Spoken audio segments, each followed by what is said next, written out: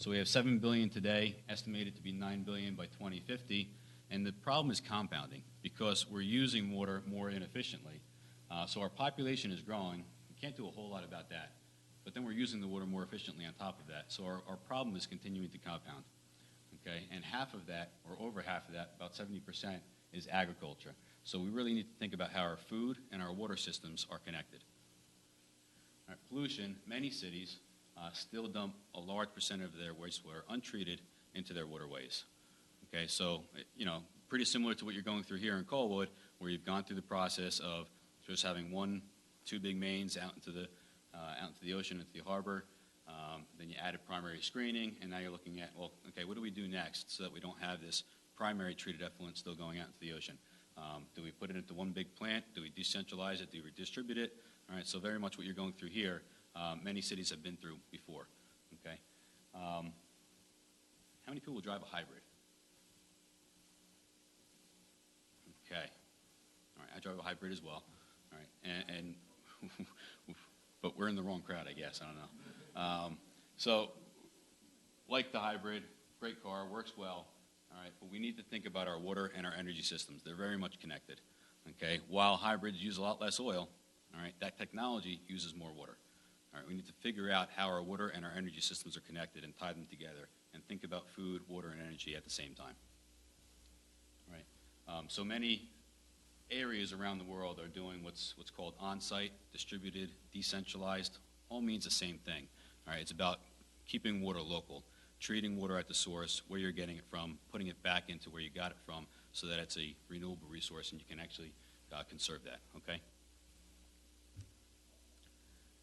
So we like to think of water-centric integrated infrastructure as water first. All right, you always follow the water. So in many areas, you do wastewater management planning before you do anything else, before you can think about the architecture, think about how many buildings are going in place, think about the community.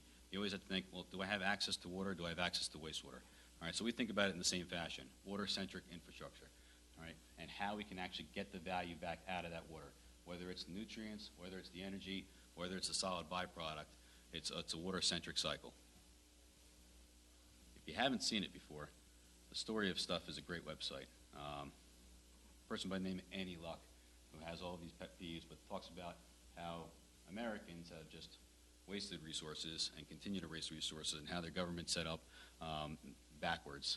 She's gotten into the story of bottled water and the story of a lot of things, but if you want to look at how we use resources, waste them, linear rather than circular, take a look at that website. All right, so in terms of distributed systems and what we're going to talk about today, and what we've done in the U.S. and are starting to do in other areas as well. So I'll give you a little segment of the Northeast summary for NSU, which is our largest base of systems. We have about 160 systems in total in the U.S., as I said. About more than 90 of them are in the Northeast. Okay, and one thing that I hope will hit home and maybe just serve as a theme through the presentation. Everybody remembers Hurricane Sandy, right, or Superstorm Sandy? Okay, so we have a lot of centralized systems in the Northeast as well. All right, Hurricane Sandy came through. Out of our 90-plus systems in the Northeast, about 80 of them were in the direct influence of Hurricane Sandy. All right, not a single one of the distributed systems went down. Not a single one violated a permit condition or had an exceedance of flow, while you have your large centralized systems down for a long period of time. All right, and you say, why is that? Well, it's a lot harder to maintain large horizontal infrastructure, getting your operators out to those pump stations, getting your operators out to those large horizontal pieces of pipe that are very hard to maintain. All right, when you can control it and put it next to your source and next to your supply and have your operations locally based, it's a lot easier to control those issues that come up in terms of resiliency. All right, so we'll talk a little bit more about that as well. If you look at these 90 systems, we have, this is just alphabetical order of a project sheet here, but I just wanted to get the point across that you have wastewater treatment, water treatment, some that we own, most of them we designed and built, some of them, or over half of them that we operate and maintain, and various treatment technologies as well. All right, MBR stands for membrane bioreactor or complete mixed reactor, sequencing batch reactor. All right, most of the time we're focused on urban, smaller scale, membrane bioreactors, high quality treatment, direct water reuse systems. That's kind of where we like to focus. That's our core competency. but we also get involved in various different treatment technologies as well. All right. So we have about over 2.6 billion gallons of water in this northeast region that we're treating. And about 10 to 15% of those are direct water reuse systems, and we'll get into what direct versus indirect is, and 80% is indirect. Okay, direct water reuse is actually taking that water or that wastewater and directly using it for its end use, all right, rather than going back into an aquifer or back into the ground or back into a surface water body and then being picked up later, which is called indirect reuse. All right, in terms of indirect reuse, we do a lot of groundwater recharge because, again, we believe water is local, and we believe we've got to get it back to the area in which it came so that that resource is sustainable. All right, so in the Northeast, most of our systems that aren't next to a large water body are groundwater recharge systems, smaller decentralized systems. So you have here, this is your ground surface, all right, this is grass above. You have your native soil in most cases here. You can use drip irrigation where you don't have to pull the native soil out. You're putting smaller pipelines in the ground to recharge that back into the groundwater. All right, if you do what's called a subsurface dispersal field, where maybe this native material is pretty impermeable and it doesn't allow that water to permeate down, then you can dig up some of that native soil, put in some gravel, some select fill, and get that groundwater back into the aquifer.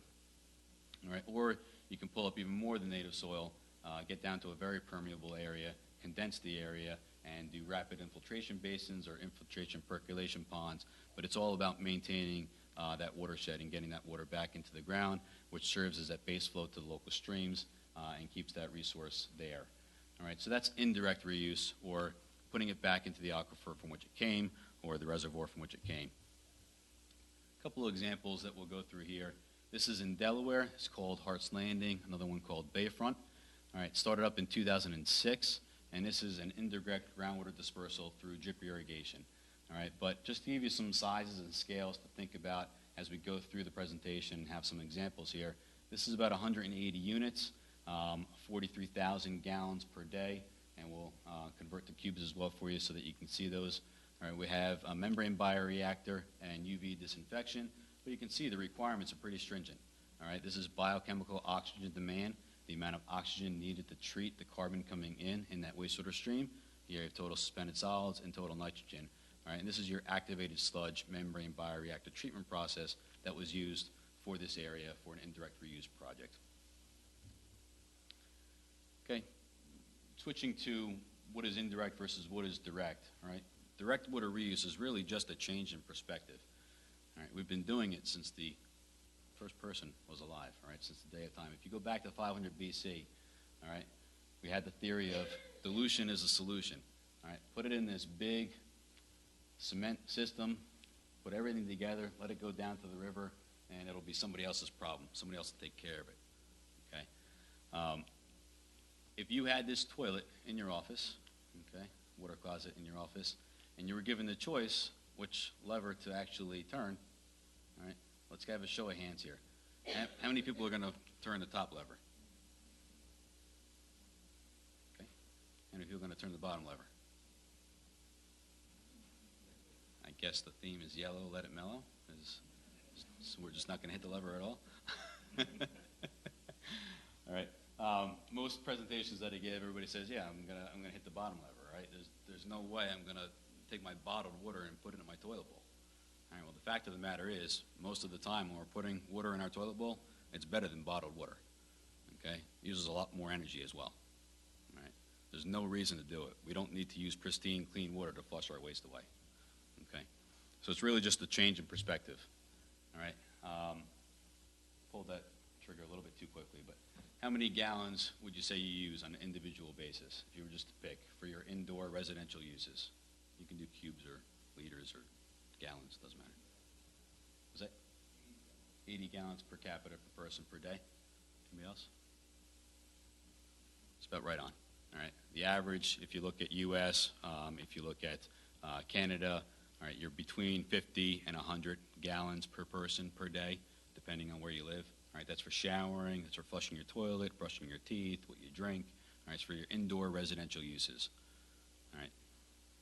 The kicker here is that if you look at the U.S. economy, and I haven't done the stats on Canada, but if you look at the U.S. economy, we use 1,200 gallons per person per day to actually run the U.S. economy. All right, what does that tell you? We're using a lot more water for a lot more things. All right, and mostly in agriculture to produce, to get our food. All right, then in cooling, industry. All right, a lot of water gets used. Just think about 1,200 gallons per person per day, and we consume less than one of that. So we actually drink less than one. A lot of opportunity for water reuse. We don't have to do what we've been doing. There are other solutions. Yep. Exactly. All right, so the actual age of reuse water. Many people have this perception, I'm not going to drink that stuff, or I'm not going to let it come near my toilet bowl. What if my dog starts drinking out of the toilet bowl? All right. The reality is we're doing it, all right? So if you look at the Ohio River Basin, one of the largest river basins in the United States, right, you have a stream, right, Ohio River, that runs from Pittsburgh, Pennsylvania, down to Louisville, Kentucky. Right. During periods of low flow, meaning you don't have a lot of rain, right, that river basin is 50% wastewater effluent, and mostly secondary treated wastewater, okay, where it's gone through a primary treatment, all right, and it's gone through some biological treatment, but there's no filtering, disinfection, all that kind of good stuff at the end. This is secondarily treated water, all right, that's going into this river basin, and it's being put in up here by a wastewater treatment plant, and somebody else is pulling it up down here for their potable water. Okay? If you live in a rural area and you have a septic system, what are we doing? We're showering the water, we're flushing our toilets, it's going out into our septic tank, it overflows into our leach field, goes down into the groundwater. Where's our well? Same place, and we're pulling it back up, right? So direct water reuse has been going on forever. We're just expediting the process, putting better controls in place, and better understanding exactly how we're using that resource.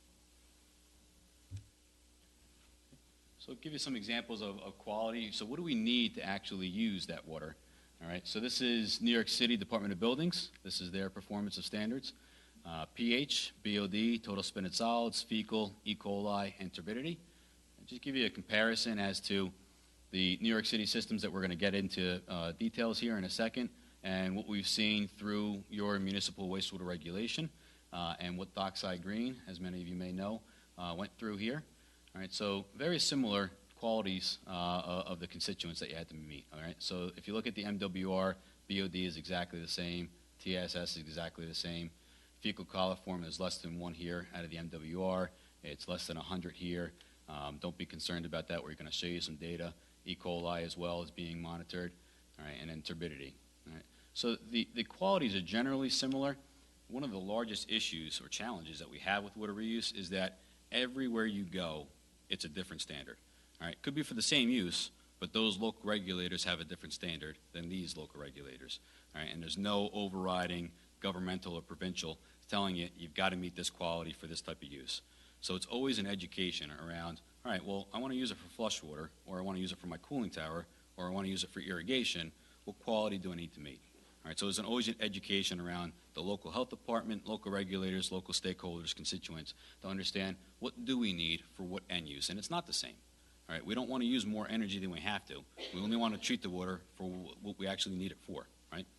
So going through this, just think about what we're doing there and how this applies to what you're doing here, okay? Some controls, all right, public health is foremost with the health department, so you want to make sure that controls are in place.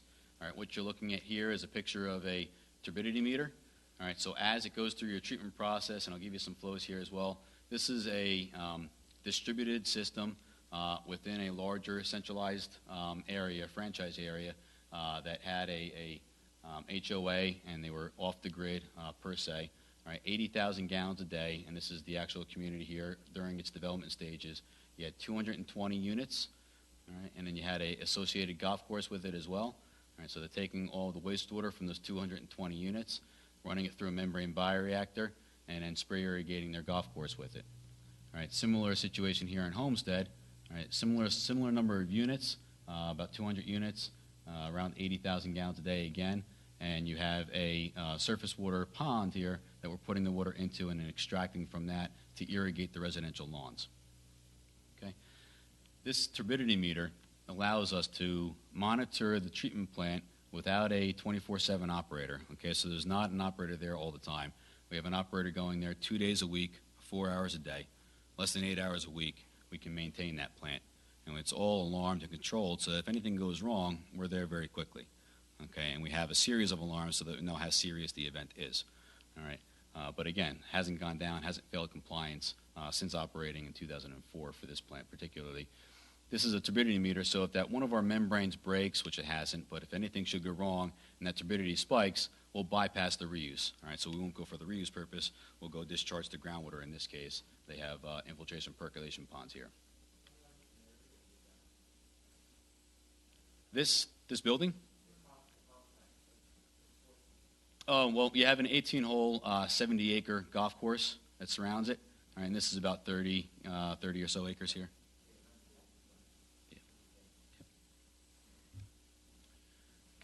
So let's get into a little bit different of approach. All right, let's take a centralized urban area in New York City. All right, and this is Battery Park City. So in South Manhattan, this is about a 90-acre area in South Manhattan.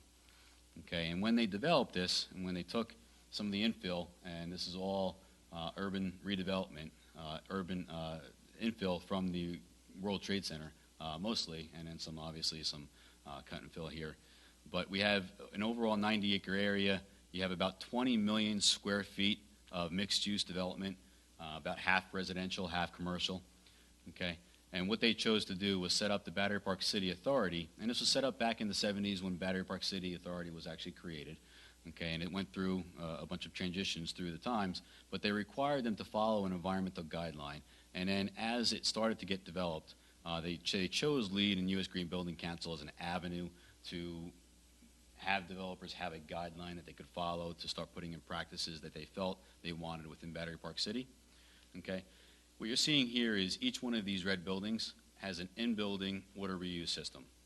All right, so we take all of the wastewater from the building, we treat it all in the basement, we send it back up for flush water, for cooling tower water, for irrigation of the rooftop gardens. Most recently, we've gotten approved for laundry as well. And we're going to go through this example of how they chose, even though they had a centralized wastewater treatment plant in New York City, many of them, they chose a distributed approach to reclaim that resource. All right, so this is what it looks like. This is about 450,000 square feet for most of these buildings. High-rise residential towers, about 30 stories in height. And this is an example of the green roof. All right, so integrated water resource management is understanding all of that water resource. All right, so we start from the rainwater, and we start with a green roof, capture, detain that water so that it doesn't go directly into our combined sewers and overflow into our rivers. So detain that resource, use it to irrigate the plants, create a social benefit environment for the community to use. And then once you get inside the building, use as efficient resources as possible, as efficient fixtures as possible. Make sure that you're using only what you need. And then out of what you do need, you're reclaiming that. So this is a basement system down here in the bottom right-hand corner. Out of that 450,000 square feet, in less than 2,000 square feet, we're treating all of the wastewater for the building and recycling it back up for a couple of different purposes. Irrigation of that green roof, flush water inside the building, laundry most recently, and cooling tower makeup as well. Not as much evaporative cooling going on out here in Victoria or Vancouver or San Francisco even, but as you get into areas that use a lot of evaporative coolers or chillers, we use just as much water to heat and cool our buildings as we do for everything else inside the building. Okay, so it's a large end use that we can use reuse water for. All right, a little bit about the process of how this is accomplished. So you have New York City potable water supply coming in, serving the building. You have a bypass going up to your cooling tower. We'll get more into that in a second. Then you have all of your uses, whether it's washing your hands, running your laundry, flushing your toilet. All right, everything inside the building goes to a influent feed tank. Okay, we only treat what we need. All right, so we only treat as much as we need to treat to reuse it for the beneficial purpose. All right, if we don't need it, we don't use the energy, and we let it overflow to the city sewer that is there. Okay, all right. Once we do need that resource, we treat it through a membrane bioreactor. It goes through a biological process to remove the nutrients, and then it goes through a mechanical filtration, membrane separation process to remove the solids. All right, depending on the type of membrane that you're using, all right, we'll have a membrane backwash to clean those membranes. We'll have a disinfection stage here on the right-hand side. UV and ozone is most common in the buildings that we're operating in Battery Park City. And then you have a storage reservoir for your end use, all right? And you can either go to irrigation for the rooftops. We're going to talk about recovering the energy, going through a heat pump, and reclaiming it back up for flush water, for laundry, for cooling tower water as well. All right, we do have a separate stormwater feed tank because our irrigation water doesn't require the same level of treatment, and also the stormwater doesn't have the same quality of water coming in, so we can actually reclaim that resource a little more efficiently than it running through the entire membrane bioreactor. That said, if we don't need it for irrigation during the winter or what have you, we can transfer it down into our storage reservoir here to use it for flush water. All right, so what quality is it meeting? All right, here was the limitations that you saw, are very similar to what you're seeing out here by the New York City Department of Buildings. And then here is the actual data.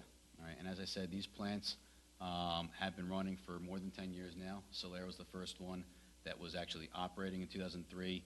It was first designed in 1999, was delayed by September 11th, and then was fully commissioned and operating in 2003.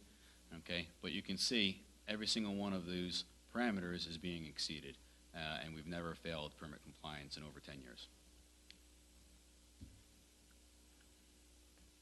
So here's the results at the building scale. NYSERDA gave us some grant funding to look at the water-energy relationships a little more closely and figure out how much chemical use was going on, how much labor was going on, what the energy use in terms of the blowers and the pumps were actually using. And so we did a triple bottom line assessment on these systems. And we found out that the single building systems are an initial investment, but we're actually saving more in our reduction in water and wastewater than we're using in energy and chemicals and labor. All right, so it's an initial investment at that smaller scale, and then you're actually you have all of your other benefits in terms of your reduction on your potable and your wastewater, and it's not costing the building anymore. They're actually getting a little bit of a return back on it after all of the costs are associated. Okay, so we took it a little bit further and said, all right, well, if you can get beyond the single building scale and go to a block scale, what does that do for you? So we ran the associated models and the cost curves to figure out that if we were to do Battery Park City all over again with the local cost of water, local cost of energy, local cost of labor, right, and figured out what is that optimal scale to where we've hit all of our triple bottom line impacts, we're getting a very nice return on that investment, and we're meeting all of the environmental benefits. And we found out that if we put 4 of these buildings together in Battery Park City and we had a single system, that would have been an ideal case for triple bottom line impacts, where we're hitting our social, environmental, economic benefits. Okay, but it's very challenging. So if somebody were to ask me, okay, well, would you do every single area? Well, no. It depends on the cost of water. It depends on the cost of energy. It depends on the existing resources that are there. All right, so you can't just take this and put it in Canada, but you can learn from this. Take those cost curves, replace the local cost of energy, local cost of water, and figure out what is that optimal scale that you can use here in Colwood or here on Vancouver Island. All right, so at this scale, at the 95,000 gallon a day, 4 buildings, these are each 248 units, so about 1,000 units here. About 1,000 units was the optimal scale to where we got a real nice return on an investment, and we were hitting all the other objectives. And we're running this plant, these plants more cost effective than the centralized New York City water and sewer systems. And that's important too, because when we use the local cost of New York City water and you look at the local energy demand for New York City water, it's pretty low. It's all gravity fed, pristine Catskills water, all gravity fed coming down, so not a whole lot of pumping for that water supply. All right, so in other areas like California, Arizona, all right, it would be a lot, that scale would come down, that 95,000 gallons a day would become smaller because you're using more energy where you have more pumping systems. Sure.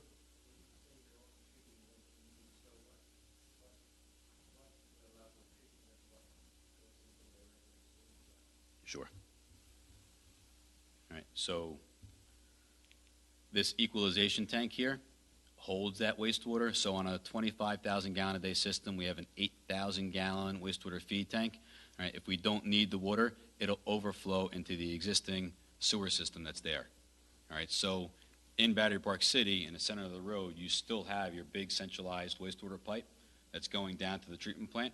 All right, it's going to a centralized system. Yep. We're reducing our water supply in these buildings by 60% and reducing our wastewater discharge by about 70%. Is still going into the sewer. Yep. No problem. Great question. Okay. So in terms of alternatives to treatment, okay, as I said, you always want to balance your energy and your water, look at your food, look at your nutrients, all right, and use the most optimal system. Obviously, use less energy where you can. Problem is there's a direct relationship, all right? So if you have space, you can use the space and you can use what you're seeing here, all right? This is a vegetated wetland, all right? So this is actually treating wastewater, what you're seeing behind here. All these wildflowers that you're seeing, it's actually a wastewater treatment plant. And if you have the area, you can use it. You can allow nature to do that work. If you don't have the area and you've got to make it smaller, have a smaller footprint, well, you need more of your machine systems to actually get that footprint down. All right, so it's all a matter of balancing your quality that you need. All right, the membrane bioreactors are going to give you a better quality than your lower end treatments. All right, but your lower end treatments will use less energy than your membrane bioreactors. So it's always balancing that direct relationship. All right. Here's another picture of an engineered wetland. This is one that we have out in Minnesota. All right, so it's not very complicated, but it's very biologically complex. All right, so you have your wastewater that comes in. All right, you have it going through your media. Most people don't, or the misperception, I should say, is that these plants are actually doing all the work and sucking up the wastewater and treating it, and that's actually not the case. The plants are providing the area, the environment for the microbes to survive. That the microbes are actually doing the work, doing that treatment, getting those nutrients out, and then you have your filters along the way as well. All right, so that's a horizontal flow wetland. You have vertical flows, and we can get more into the technology, but that's essentially how these man-made wetlands are working. Okay, and you can do the same thing. You can have a decentralized or a distributed community, and actually, in fact, many of our systems out in Minnesota are set up like this, where you have half-acre, acre lots, you have septic tanks, and what they've done is they've converted some of them to septic tank effluent pumping systems, or STEP systems, where you convert your septic tank, you actually then pump it out of your septic tank rather than going into your leach field, and you go into your wetland system. They have back-end filtration here, and then reuse for spray irrigation. All right, so it's all a matter of working with what you have, and then taking it from there and seeing if you can make improvements along the way. Here's some examples of some wetland systems. This is in Rhinebeck, New York. This is actually a Sustainable Living Center, research center up in Rhinebeck, so they have a lot of different things. These are vertical wetland cells out here. These are inside aerobic tanks with floating plants that you can see there, and just a gathering of social and research going on. This is in North Carolina. These are vegetated wetlands treating wastewater and then reusing it for flush water back in after going through a filtration step. Okay, so we talked about a little bit of the range of treatment and decentralized and distributed scales. One thing I forgot to mention that I wanted to mention earlier, just to give you a range, out of the 160 systems that we've been involved with and that we're currently operating now, it goes from 2,500 gallons a day, very small, up to about 2 million gallons a day is the largest one that we actually operate.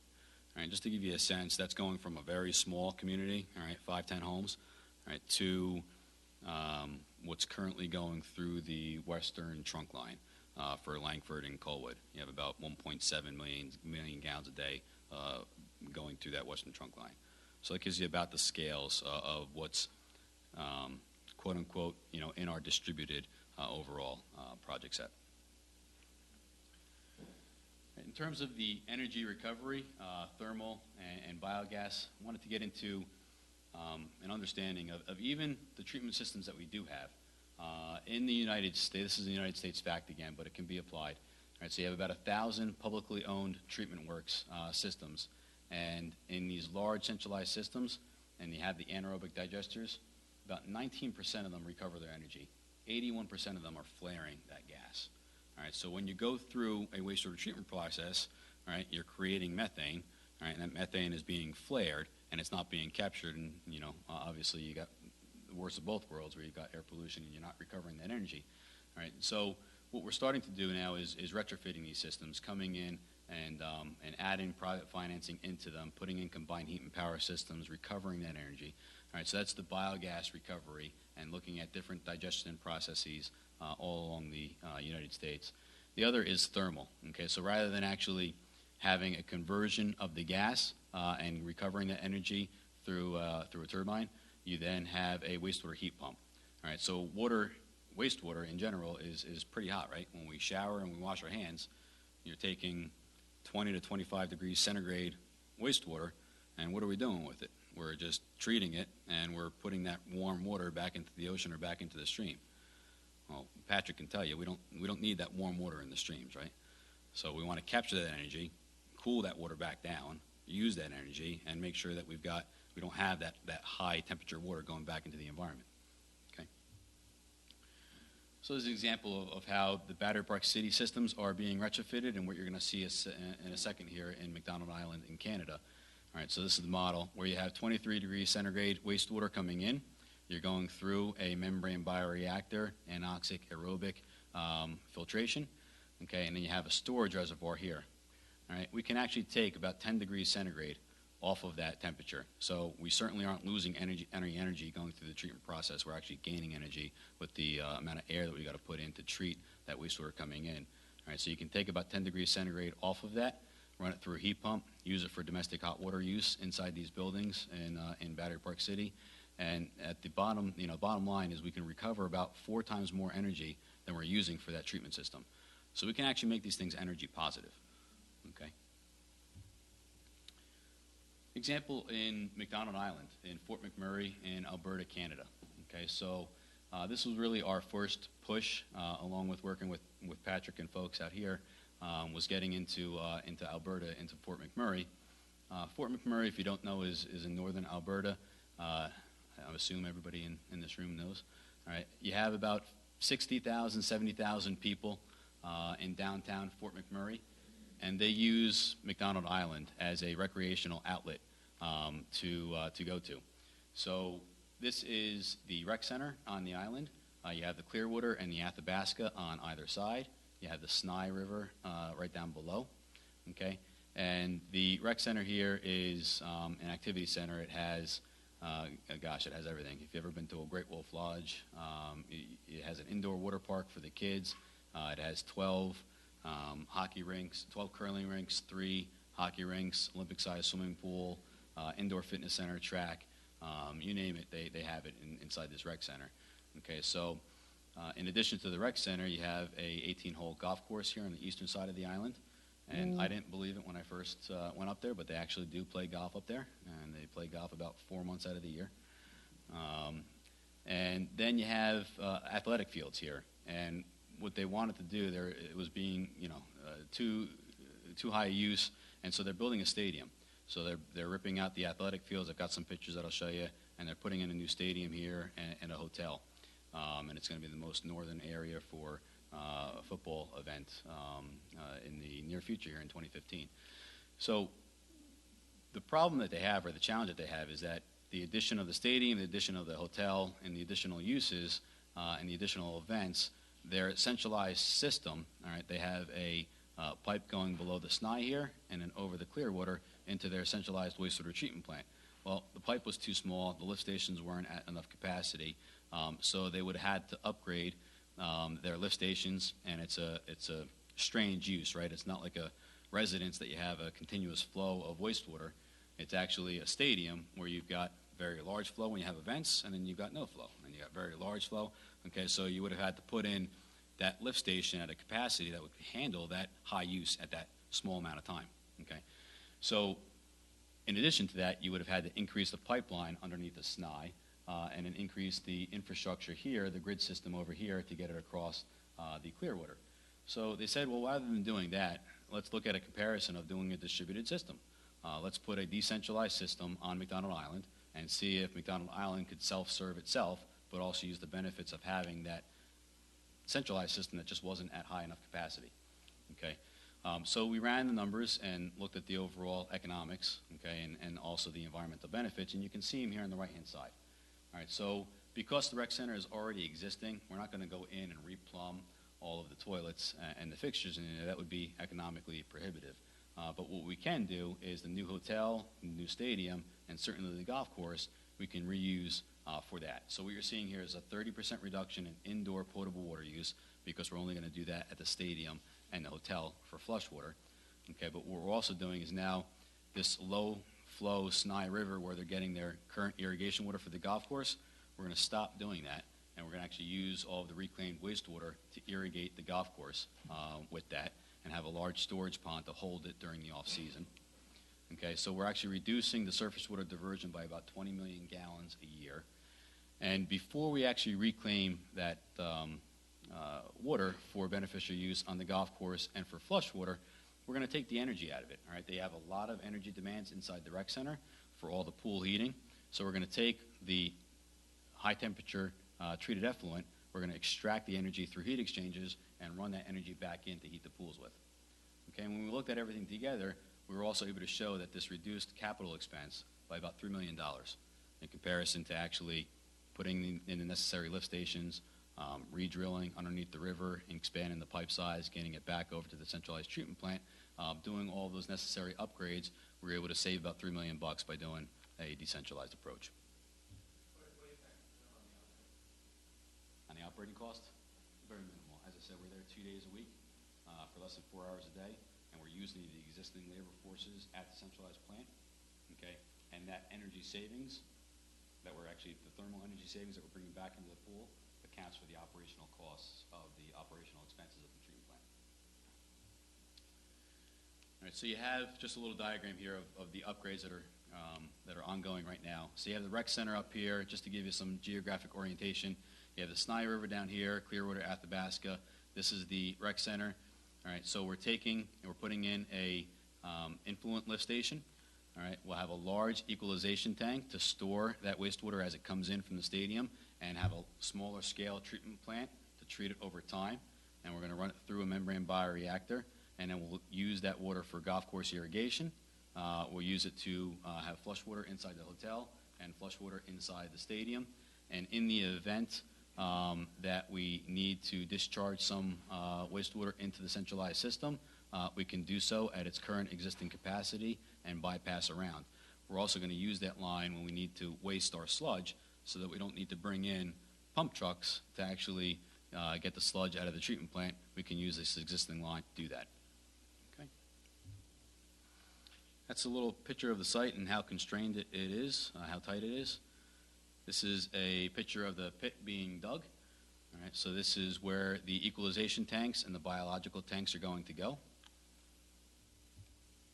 And then you'll have what we're using, because the site is so tight and the stadium is currently being built, there's not a lot of room to move on the site. So one of the things they were looking for was how much of the treatment system can you build off-site and then bring on-site that it's already up and running and it's ready to go. So we're using a containerized system approach in addition to some of the on-site storage that we need. And this is an actual isometric of the treatment system that's going to hold the membranes and the blowers for the treatment system. This is an example of one that's out in Ontario and what it looks like there. But you can face these however you want to in terms of putting the siding on that matches the existing surroundings. A little bit about that heat recovery step. All right, so here's your two large storage reservoirs. You have all of your high temperature treated effluent going into a hot tank. We're going to pull from that hot storage tank, run it through a heat exchanger. Once the heat has been removed from the treated effluent, we'll put it into a cold storage tank, and then we'll use that cold reuse water for the reuse purposes and irrigation and flush water. All right, so we'll take that heat and we'll run it back into the pools, and this is the pool mechanical room. All right, and in addition to taking the wastewater heat energy recovery, they already had a heat recovery system here. As you can imagine, when you create ice, all right, you're throwing away a lot of heat. So we integrated two systems to maximize the efficiency and offset the pool mechanical room needs. And so we talked about taking that energy out of the wastewater once it's been treated for thermal energy recovery. This is another thing that we talked about earlier in terms of biogas energy recovery, okay, and that those 19% of plants that were only doing it and the 81% that were still flaring. Okay, this is an example in New Jersey. This is a large treatment plant. It's about a 5 million gallon a day design. It's currently operating at about 2.5 million gallons. All right, you can see your clarifiers here. You have your anaerobic digestion tanks, all right, right here. Okay, and these were producing methane, and they were flaring. All right, so what we did was we put a 20-year design, build, own, operate, finance model together where we brought in private equity, and we actually financed the addition of combined heat and power to take that methane off the digesters, run it through a turbine, create electricity out of it, and we're actually selling the electricity back to the treatment plant at a lower cost than they were currently paying by their utility provider. Okay, so it was a win-win for everybody. They got a cheaper cost of electricity, and we've now made this facility net zero. We also added solar in here as well. All right, it's about $4 million in capital requirements and a 20-year power purchase agreement. A little bit about economics, and then we'll close with a little tour and then have some time for questions. Okay. So these are some curves that we use, and we can get more into costs with questions as well. But we went through natural systems, we went through the conventional systems and the membrane systems. You can see your capital cost here on your y-axis, your flow on your x-axis there, and you can see how when you get very, very small, you start to have an exponential curve, and when you get very larger, you have your linear curve. And it's all showing you that when you have very, very small scales and you have a lot of land to work with, your natural systems will probably outcompete your membrane bioreactors. All right, there is a point at which those curves cross, and it's more efficient to run your membranes because you get economy of scale out of your membranes, where with your natural systems, you're just adding more and more system. All right, it's a linear relationship.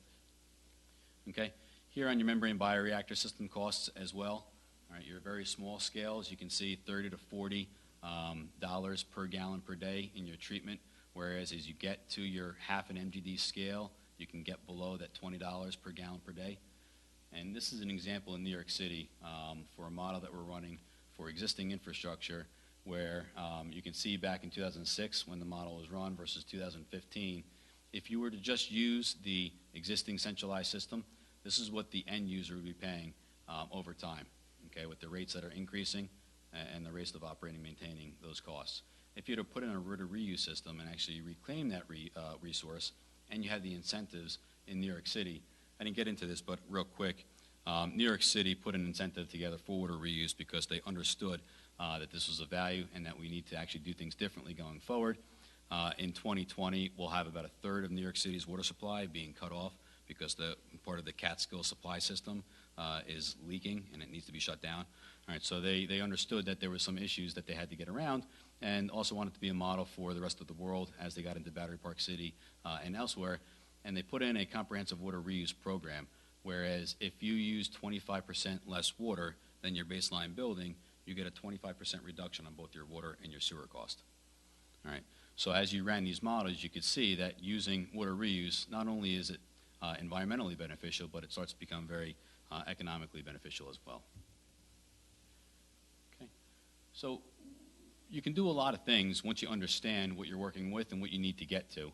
This is a model that we ran for a community that was under development. Some of it was existing, some of it was future. There were areas that had some space to work with, areas that were pretty tight and did not have it. So you don't marry to any one technology. You can use your membrane bioreactors where you don't have a lot of space to work with. You use your constructed wetlands where you do, and you can see the range and flows: 100,000 gallons a day, 800,000 gallons a day, and your resource recovery. And we call it the just for fit approach. And what you can do then as well is not build one big system down at the end of the pipe. Build the systems as you need them. Okay, so as you have those end users, they're going to be paying those rates to actually have that service. Put those systems in as you need them, and the economics become a whole lot better than putting everything up front and waiting for those users to come. All right, so this is the treatment plan of the future, all right, or so we hope.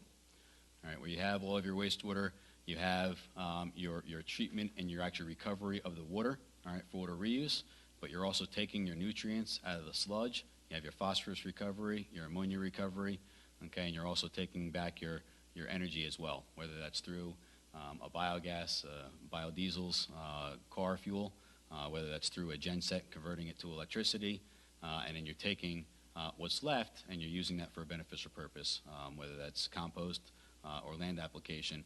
Your systems are connected, and we need to start thinking in that fashion.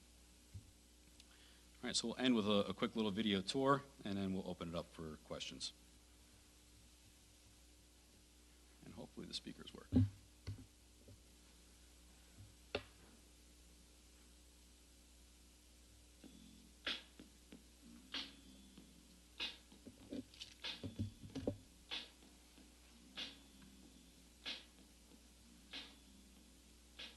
We capture all the wastewater in the basement. We treat all of that wastewater, and we send it back up for a beneficial purpose, either in the form of flush water, cooling tower water, irrigation of the green roof, sidewalk maintenance, and most recently it's gotten approved for laundry as well. You say, why did they do that? Right, because Battery Park City Authority said, we're going to do it differently. We're going to require developers that come in here to do it differently. And Albany's organization developed this building, and they also developed the Solaire, right, which was done in 2003. Albany's organization is a real estate firm that's been around for about 60 years now. And I guess it was about 15 years ago when we started developing sustainable buildings. It's very important for Albany's organization is that we have a good product. And Albany's organization is a long-term owner. This was a very important partnership for us. They not only implemented the plan for us, but they maintained it, they monitor the water, and make sure that it's run very efficiently. Integrated water resource management includes having an understanding of the entire water cycle and knowing how this building interacts with its surrounding environment and all forms of water.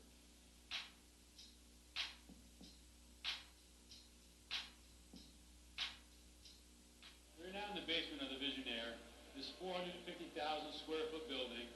In less than 2,000 square feet in this room, we treat all the wastewater for the building. It all flows above us in this big black pipe and enters into the feed tank. This feed tank is an equalization tank. It holds that raw wastewater until we're ready to process it and as we need it for the reuse purpose. Once it comes into the tank, it'll flow first through this trash basket. The trash basket removes large solids and the rest of the influent will fall into the tank. Once it's ready to be processed, the feed pumps will actually transfer the wastewater from this tank into our process tanks. Process tanks are both anoxic and aerobic. We'll first go through the anoxic tank into the aerobic tank. The aerobic tank is continuously aerated with diffusers that are on the bottom of the tank. That air provided by these blowers that you see behind you will go into the tank and provide oxygen to the microorganisms that are actually doing the work. After going through the process tanks and removing the nutrients, we then have to filter out the solids. This is a Xenon Seaweed 500 membrane. Okay, it's the high-end filter which removes the solids. Once the water has been filtered, it'll travel through these white pipes above and come through our disinfection system. Okay, we have three forms of disinfection here at the Visionaire. First is ozone, followed by ultraviolet radiation, and sodium hypochlorite. The entire system is controlled by this PLC, or Programming Logic Controller. This will monitor flow rates, it'll monitor all alarm conditions so that we know how the system is operating. In addition to that, we have a turbidity meter. Okay? This turbidity meter will monitor the turbidity continuously. To show you the finished product,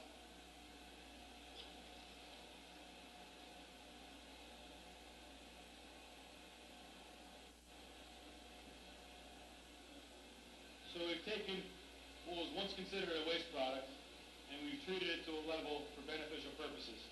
In doing that, we've reduced our potable water needs by over 50%, and we've reduced our discharge into the sewer by over 60%. Cheers.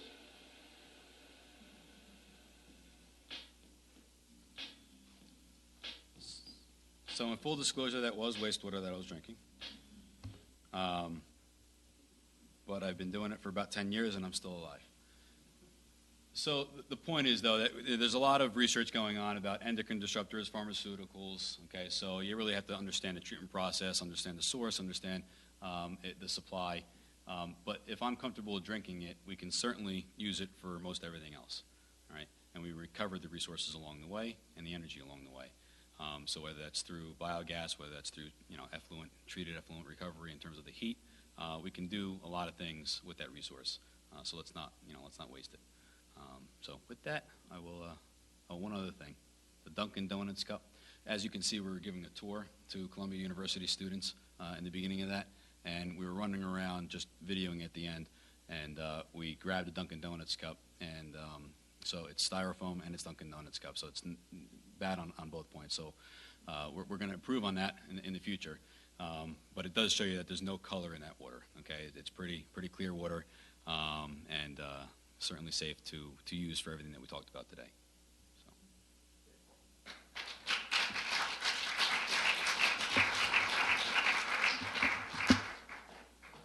Opportunity for questions.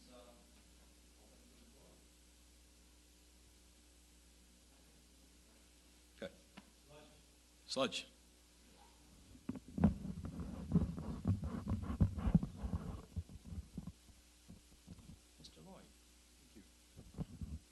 My question obviously is, what do you do with the quantity of sludge you've got? I see you're trying to compost it and do other things with it. We here have, there's been all kinds of proposals to reduce sludge. We know that's not true, so you're going to end up with sludge. But how are you going to actually use it and reduce it so we can use it? So we'll take it from what we do with the decentralized systems that we have to larger scale and what can be done. You certainly have to look at it and understand the amount of stuff. Different things. The smaller systems we use it as seed sludge. The plants that sludge up. We'll take our sludge and use it for seed sludge. If not, we water it, decant it, get the liquids out of it, okay, and use it as fertilizer or compost, as you said. You need to understand where that's going, what you have in place. So it's not a one answer fits all, but we do now understand what we can use the sludge for, municipal waste sludge versus if it's food out of digester, out of biogas, different levels of regulations around what you can use that sludge for. So you have to really understand what you have in that local area and what you can use it for, do those analyses. Heavy metals and other things that are involved in that, they all come out in the sludge right off the bat. And that's going to be your serious problem here. Not necessarily, depending on what you're using it for, in terms of how you're treating it and how that solid is going into a digester. What are you getting out of that digester? What kind of digestion process do you have? So again, it's a complicated question. There are answers for it, and you certainly have to understand what.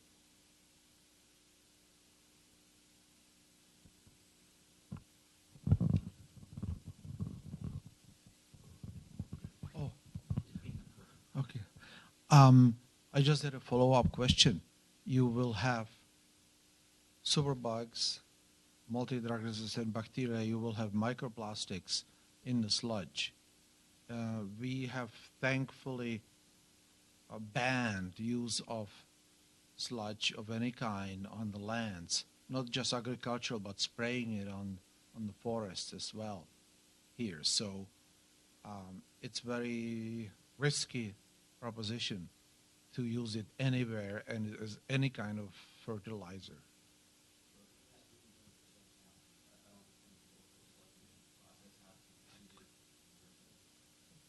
It's going into the ocean right now. There is no treatment, but yeah, but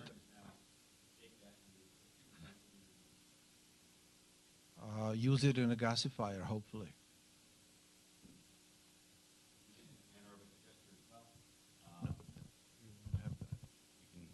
Get into gasification versus anaerobic digestion, but I don't know that we want to go there.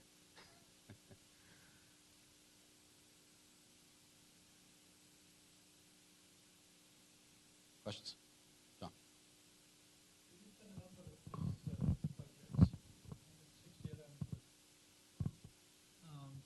States now studying Canada. What in your mind are the winning conditions that create the conditions for this kind of work is against all of the other areas which are not doing this kind of ecological design? What do you need to make this work in winning conditions? Just to repeat the question, what do you need to make resource recovery work in terms of how we've seen the success of 100% plants? It's multiple aspects. I think first and foremost is getting all the stakeholders to understand what we're doing. So early planning, all of the stakeholders is successful project. It starts with the planners, elected officials, end users, and you have to get them all around the table. As I said in Battery Park City, if we were able to do that again, and if we could have gotten full stakeholder buy-in from not that single building owner, but the adjacent building owners as well, okay, we could have hit all triple bottom line impacts. Right? We could have had a better project if we could have had those stakeholders actually agree and get across those stakeholder boundaries, whether it's regulated, that's an end user boundary, get those all to agree. Okay. Secondly is you have to understand what you're working with. So everybody has to become educated as to what is in the ground right now and what are you working with and what is your end goal and where do you want to get. All right? And then understanding what technology can get you there. All right? Most of the time it is not technology that's restricting the overall success of a project. It's politics. Okay? It's getting everybody on the same page to understand where you're going. Okay? More often than not, if we get into an area and we're trying to promote water reuse, it is the politics that gets in the way. It's the regulators saying that you need to do something that is not economically possible. Right? I'll give you an example. In San Francisco, water reuse is starting to become very, very popular, and they're putting some incentives in. But you still have the regulators saying we need to treat fecal coliform, test for fecal coliform every single day. And if you look at the testing costs of testing fecal coliform every day, your operation and maintenance costs start to go up. Right? So at the end of the day, you have to make the money work. But part of making the money work is getting the politicians and the regulators to understand what you actually need so that you're not over-treating or using too much energy or what have you to make the technology work. We have the technology. It's just a matter of getting the stakeholders and the politicians to understand that.